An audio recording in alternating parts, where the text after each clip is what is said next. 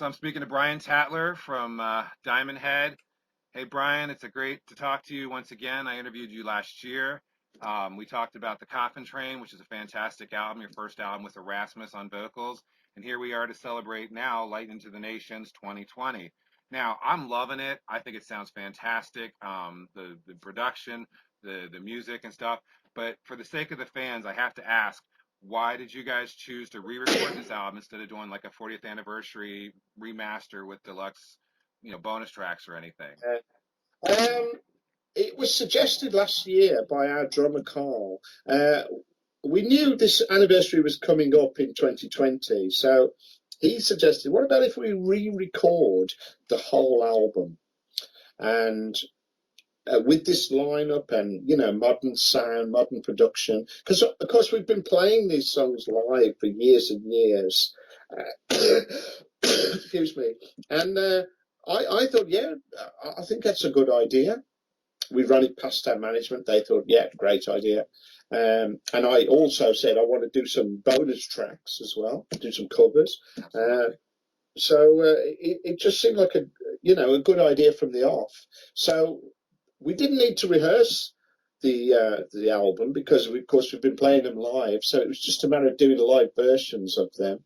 And the only thing we had to do is rehearse the covers. So we did all that around December, January. Then Carl did the drums over in France at his house. And then I went down to Raz's house, or his flat, sorry, and I did all the guitars at Raz's, and Abs got the guitars down before we went into lockdown. So as lockdown happened, I mean, no one knew it was coming, but I thought it was really great that we were able to sort of finish this record and get it made while lockdown was happening. And I thought, well, we're going to at least have something to mark the 40th anniversary. We can't do any gigs, so we'll have this as a product, as something for the fans and to put out that'll say, Light into the Nations is 40 years old. But we could have done a remaster, but it's been done already, really. Right. The album's been remastered at least twice already, with bonus tracks, B-sides and things like that. So I just thought, yeah, let's re-record it and see how it goes. Well, I said it before and I'll say it again. Erasmus is your best vocalist since Sean Harris, and he puts such a great spin on the re-recording of these songs. I have to ask you though, did he kind of maybe change the lyrics a little bit for Sweet and Innocent and a little bit on Electric and Helpless, kind of adding his own little flavor and touch and kind of changing a little bit? I don't think so. I think he was quite careful to stick to the original lyrics. Okay. We did find that occasionally there's a different version that Sean had done. Like with Sweet and Innocent, the lyric is different on the album to what it is on the single. Right, exactly. So I think at first Raz was singing the lyric that was on the single. That's what I thought. And then I said, that's the wrong lyric. It should be, as we do in Light into Nations, it should be this lyric. So I sent it in via, email. And he said, oh, okay, well, I'll redo it and I'll do this lyric. But we looked on our website and I've got various copies of lyrics and things in the house. And so we very carefully went over every track to try and make sure that the lyric was as close to the original as possible.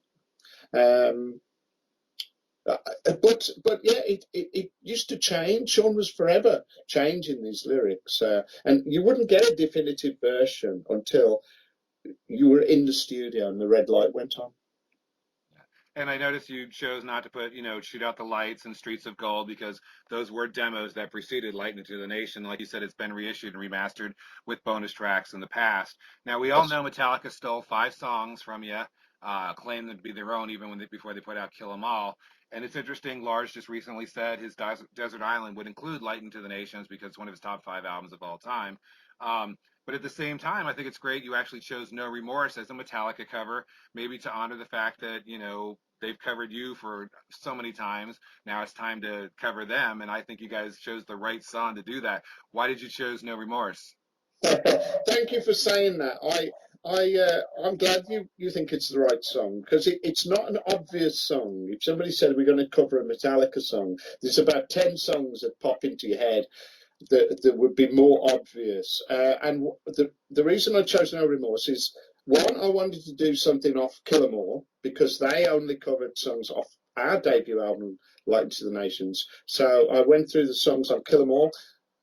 I thought Seek and Destroy is too famous. They always play it live. It's their big encore song very often.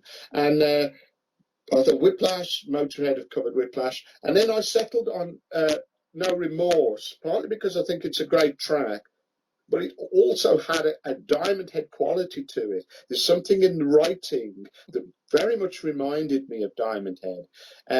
So I asked all the guys to learn No Remorse. We went into rehearsal. And when we played it, it sounded great straight away. It sort of suited us as players, as a band. It suited Raz. So, we were all really surprised at how great it sounded. And that was it. That was it. Right. No Remorse. That's the one. And absolutely, and Metallica is notorious for ripping off so many great new wave of British heavy metal bands, yourself including Tigers of Pantang, Tank, Blitzkrieg. We all know that. Now it's interesting. In the early '80s, you guys were pretty much touted as the new Led Zeppelin. What made you choose "Immigrant Song," a song which has actually been covered by so many bands? It's becoming the new "Breaking the Law." Why did you choose "Immigrant Song"? I just love it. I've been a fan of Immigrant Song since I was probably 11, 12 years old. I've always tried to write a song a bit like Immigrant Song. It's so inspiring to me. It's so original. I don't know where they got the idea from, and I've never really heard anything like it since. So I think it's a unique track. It's a much more famous track than, say, No Remorse for Metallica, but it's still not one of their big songs. You could have, we could have easily say, well, Whole Lot of Love or Stairway to Heaven or Rock and Roll, Kashmir, but I think it just again suited the band. It's to me, it's one of the first songs that where the drums, the bass, and the guitar are all playing exactly the same pattern, and so it just lends itself to a really powerful rock, metal groove. We did change the arrangement a little bit. We added a solo. I noticed that. Yeah, and also, of course, because we've got Raz in the band, who's such a great singer with such a good range, I thought if Raz can sing Robert Plant and Rob Halford, we should definitely do it because not a lot of bands have got singers with that kind of vocal capability. And I thought, let's give it a whirl. Let's do it. It was a confidence to choose a song like Immigrant Song that we thought we could actually do something with it. Well, the whole Jimmy Page Hammer of the Gods, what he was doing with Communication Breakdown and Immigrant Song, is what made them become labeled as a heavy metal band. Incidentally, Yeah. have you heard the new version of Immigrant Song by Vanilla Fudge? I haven't. They put a spin on it too, and obviously Okay. Carmen Apiece, would say, okay, well, I taught him how to play drums and everything like that, so why not. That's quite a claim. Oh no, it's true though. He did. It's the drummer of Led Zeppelin, John Bonham, was definitely taught by Carmen Appice. That's definitely a fact.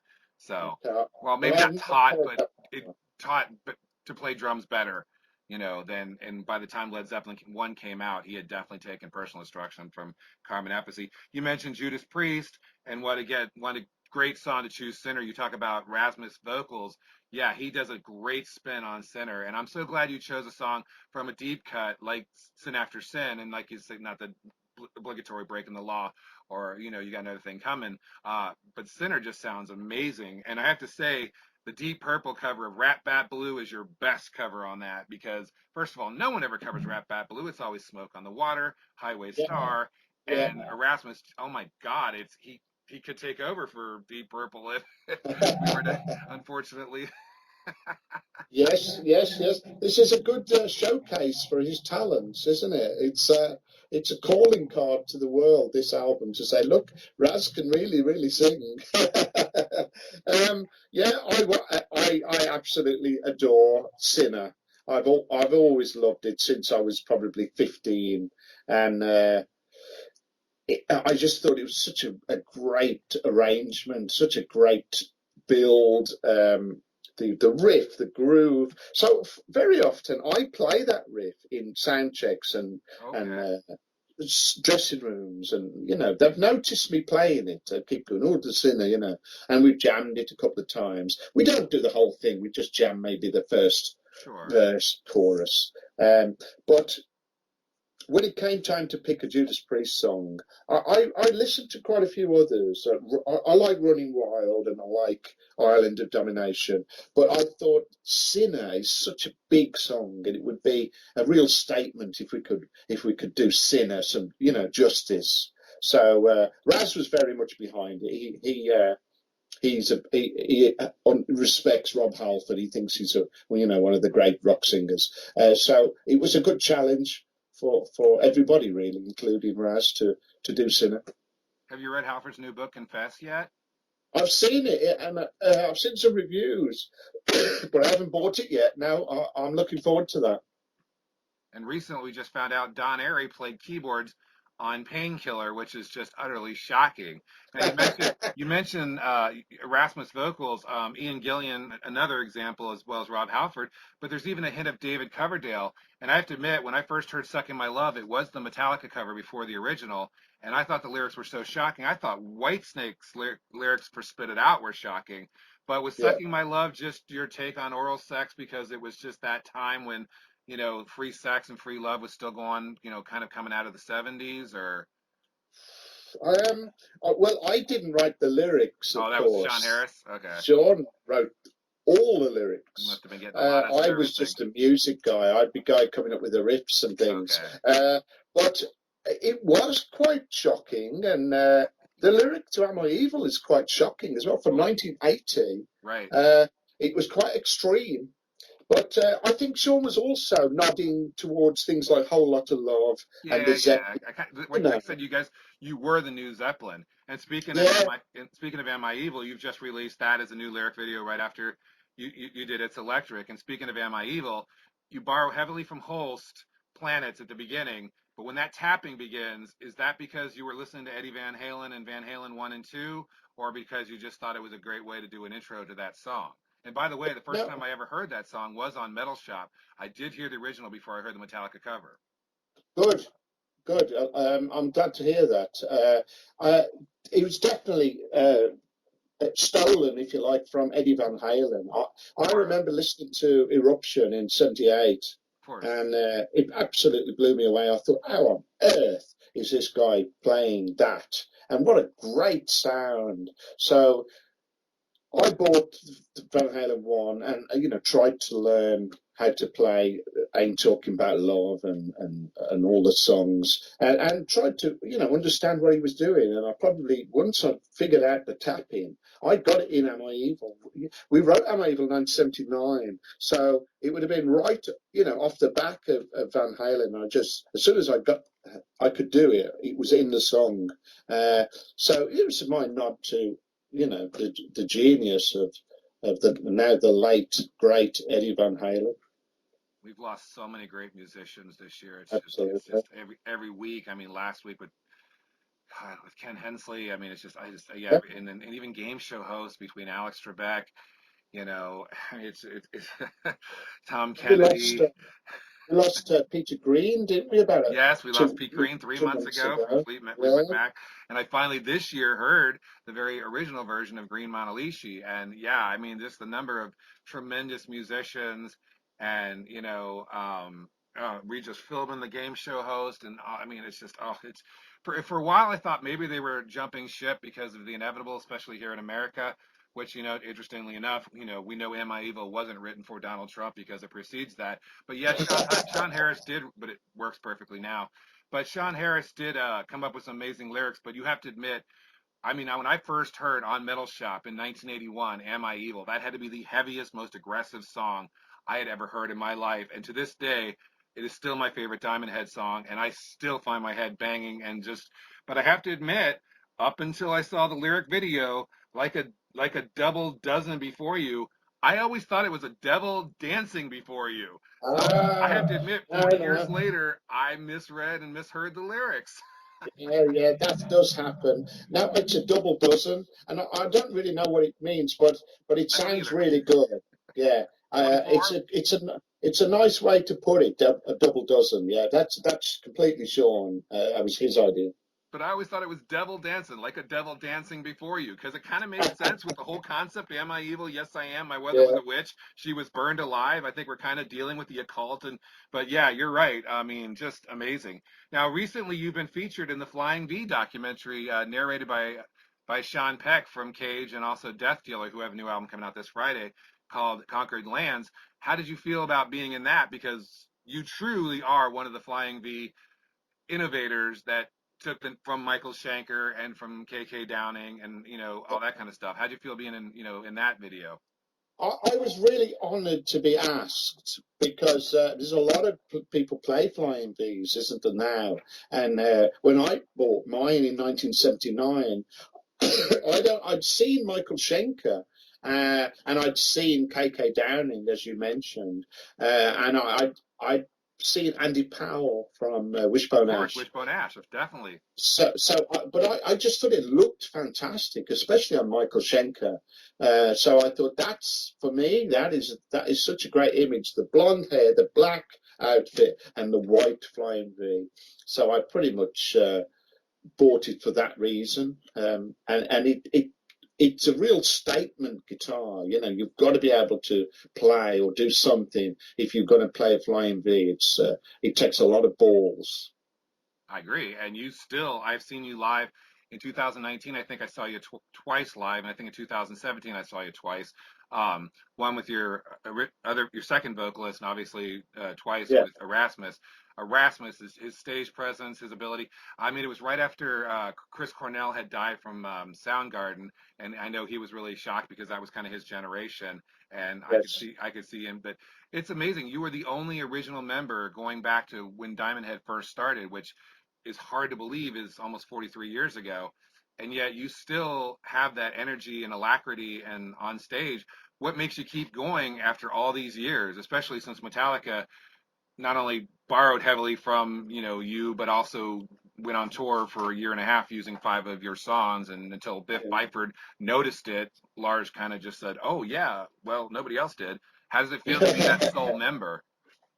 Yeah, I guess I'm the one who was in it for the long haul. Absolutely. Uh, so it's what I wanted to do, and once I made that decision, the thousands and thousands of hours spent practicing, I wasn't just going to give it up. So when Diamond Head stopped in 1985, I just wanted to keep going, um, and so that's it really. Colin and Duncan went back to day jobs, and Sean sort of is doing his own thing now. But I wanted to keep Diamond Head going. I thought there's a value in the name. I still think the songs are great. People want to see it. So when we travel to different countries and that, and people still know the music and will pay to come and see us, I think there's a real value in that. And I really, really enjoy the live work. I miss it terribly that we haven't played for 7 or 8 months.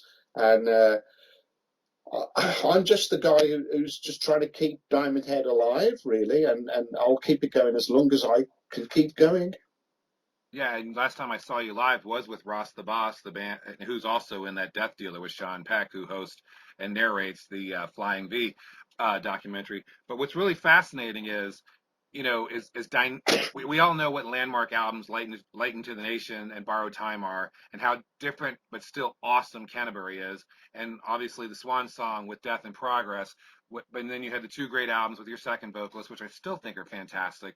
But once you got Erasmus into the band, I mean, first of all, your self-titled was, I think, a rebirth And even though it was the last album with your second vocalist, Nick Tart. yeah, right. Thank you, because I Yeah, did see you with that. he lives in Brisbane now. He emigrated to Brisbane with his family, and so I haven't seen him for about 7 or 8 years. Oh wow, that long. Okay. Yeah, But you know, the self-titled was just so good, and I was like, man, Diamond Head still have it. And then of course last year the Coffin Train. I mean, wow. I mean, just a lot of people had a hard time listening to that album because it just didn't feel like Diamond Head, but it was like it's Diamond Head 2019, 2018, 2019. It was a perfect blend of the old with the new, and I think Erasmus really brought that to light. And obviously, you've got a great relationship now with Silver Lining Music because this is your third release of that label, correct? yes. Oh no, tell a lie. Now it's our second release Okay. because Oh, the Coffin Train Coffee was the Train first was the one. Okay, my first. bad. Yeah, I stand corrected. Okay, so self-titled wasn't on that. Okay, all right. it was on Dissonance. Dissonance. Oh, I thought it was, but I'm not online other than with you, and I don't want to check. I don't want to cheat. I just No want to. worries. So actually, last time I spoke with you a year ago, was all excited for our interview and stuff, and like 5 minutes before you called, we had a complete power outage, and so it was just you and I on the phone, and I had nothing but a flashlight holding up, so there was definitely no way of cheating and looking up facts that I could easily access, which I'd rather not. I'd rather just use my memory and rather my love Yeah. for music and my love for the band and my mad respect for the band for taking that Led Zeppelin, Judas Priest, Deep Purple, Saxon sound and mixing it with a little bit of Motorhead and a little bit of the punk of that era, and almost creating thrash that basically laid the rubric and the groundwork for what became the big four, and especially Metallica because they borrowed so heavily. And I was glad to see recently that Lars Ulrich admitted Lightning to the Nation was such a dynamic and such a powerful album. And I know a lot of people have a hard time with bands re-recording their material, but I understand both sides of the argument. And I have to say, the production, the musicianship, the everything about this just sounds so much better. And I am very grateful that you guys have done this. I can't stop Thank listening you. to it. Thank you. That's exactly the reaction we were hoping for. I hope everybody else enjoys it as much as you obviously are. Well, a lot of people are stuck in their ways and they just like, no, you can't touch such a classic, Yeah. because Motorhead, obviously Motorhead can't, even though they continue to put stuff out after all three of them are dead. But, they just did the 40th anniversary with a huge box set of that Ace of Spades. But it's like, okay, that's honoring an album, even though all three of them are dead. And, they can't obviously re-record it, but so many other bands are putting out their 40th anniversary or their 30th anniversary, and they're reticent to re-record the material because they know how important those albums were to those fans when they first got it. But at the same age, that you guys just didn't have the technology and the everything you have now. Plus, you also have a fantastic vocalist. Not against Sean Harris was amazing, and he definitely channeled Robert Plant. But like you say, with Erasmus, he's so good at just I mean, he can be Rob Halford, he can be Ian Gillian, he can be David Coverdale, but then he can also be himself, as so evident when you listen to the Coffin Train. And I think you've really got a good mix of the young and the old in that band, with you as the Godfather keeping it strong. Yes, I think I agree. It is a really good lineup, very strong. Everybody's so powerful, and we get on really well. So that's a real blessing, and we can't wait to get back out on the road. I think we're all missing it terribly. I bet. Absolutely. Now, have you recorded or written or come up with any ideas for the next album? Because you've been in quarantine, you've been in lockdown, and obviously, like you say, you've done these songs live so many times. It's like, oh, okay, let's put out, Lightning to the Nation. It's not that I don't know all these songs by rote.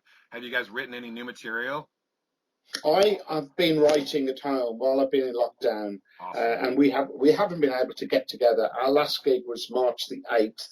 Wow. So all I've done is write. I just thought, right, now is the perfect opportunity. We'll never get this again, to just focus completely on new material. No gigs coming up, nothing on the horizon. So I thought, right, I'm going to write the next album. And we haven't been able to get together to try the songs out or rehearse them. Rehearse. But I think I've come up with some really good material, and I'm still, working on it now. I do a little bit each day, and try and move it forward. And I think it's going to be great. Yeah, and once again, you put out two fantastic lyric videos. Incidentally, Judas Priest just put out lyric videos for songs that are, 30 and 40 years old. But once again, we have that technology to do that. Iron Maiden's doing Yeah. the same thing. Now, is there going to be an actual video, or is it just we just going to be treated to the lyric videos before the album's released the day after Thanksgiving? Well, we haven't had a chance to record anything. Okay. The main thing was get the record done. Right. We had a deadline of it has to be done by the end of July in order to get it out this year. So all our focus went into that. But we haven't had time to get together and record. To record a video or anything. Right. To do an So actual, obviously not a performance video and yeah, or even do a video. I kind of figured that. Now, yeah. obviously, it's going to be available on CD, digital, and vinyl. What's the packaging going to be like for fans who will say, "Okay, I'll give it a shot"? I mean, booklet, lyrics, liner notes, interview. What are we Yeah, looking it's at? all there. I got copies yesterday, Okay. and it looks great. The CD has got a little booklet with lyrics and photo and this, that, and the other. And the vinyl looks great, double vinyl. Oh, And double still. Okay. it's a double vinyl Because of because, of covers, I course, can see that. the covers are on the second disc. And again, you've got a photo of the band and you've got lyrics on the sleeves, the record sleeves. It looks great. Silver Lining have done a fantastic job. The packaging's excellent. That's good. Yeah, the packaging was great for the Coffin Train too, with the digipack and a booklet Yeah, with lyrics and photos and everything like that. So it's good to know fans if they're gonna, because they want to invest in the band, especially for the younger fans. The younger fans, obviously, they're very digital related. They want to stream, they want to be digital, but there are yeah, hardcore fans around the world who want a physical product right now. Vinyl being the main one. And that's good that you can offer that to them because a lot of people don't have an original copy. I mean, my original copy of Lightning of the Nations was the Metal Blade reissue on cassette from '88. So right, right. Yeah, I mean the original version there's only like 1,000 copies I'm sure made, that's really high. Yeah. and then a second run of 1,000 with a printed label. So that's a real collector's I item can now. imagine. That's hard to get a hold of. I can imagine. So, all right. Well, Brian, I'm sure you're inundated with a bunch of videos today, and I don't want to take up too much of your time, but I want to thank you once again. It's such an honor and such a privilege to speak to such an icon of Thank that you. that kind of genre. I mean, I love all the stuff that came out of the UK in the late '70s and early '80s and the new wave of British heavy metal, but you guys took it one step further. Even Sounds Magazine and some of the other, Hip Parader and definitely Kerrang weren't ready for a band that was mixing the rock and the metal with aggressiveness and the punk and stuff. And you guys were innovators in that. You and Tigers of Pantang and some of the other bands, Tank, took that next level, that next step, and brought in the best of both worlds that basically created the genre that so many people take for granted today, but was unprecedented. And I'm so grateful for that. And I'm so grateful every time I see you live, you still do those classic songs. And I'm so grateful you're still, giving it your all and looking forward to be back on the road and hopefully 2021 get to see you again. Yes, let's hope so. I'm looking forward to it to get things back to normal. Whatever that is. Yeah, whatever Well, normal it is. for Yeah, now, we all remain helpless. yeah, absolutely. That's the word. You bet. All right, you take care. You take Thank care. you. Cheers. Thanks for calling, Mike. All the best. You too. Cheers. Cheers. Bye.